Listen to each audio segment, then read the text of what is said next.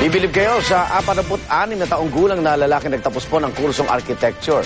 Nagawa niya po yan kahit putol ang kanyang mga kamay, pati na ang kaliwang paa. Saksi si Micaela Papa.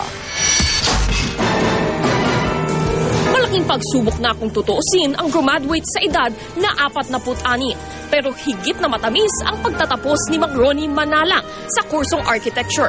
Putol ang kanyang mga kamay at kaliwang paa. 20 anyos noon si Mang Ronnie nang sumideline sa construction upang tustusan sana ang pag-aaral. Ngunit dito pala halos maglaho ang kanyang kinabukasan. May nahulog na isang 16mm na rebars. Kinuha ko yung isa, nilagay ko. Tapos yung pangalawa, inikop ng kuryente kasi malapit pala kami sa power line. Nakuryente ako. After 30 minutes, binaba ako sa ilalim. Nagising ako.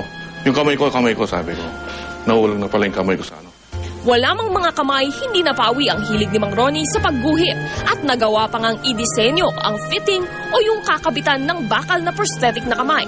At bagamat sa construction industry na aksidente, itinuloy niya ang pag-abot sa pangarap na maging bahagi nito bilang isang arkitekto.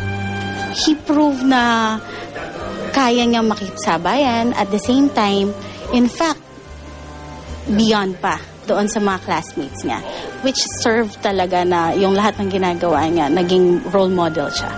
Masaya ako. Kasi kahit ganyan siya, pinagpatuloy yung pag-aaral niya. Tsaka alam ko, makakaya naman niya eh.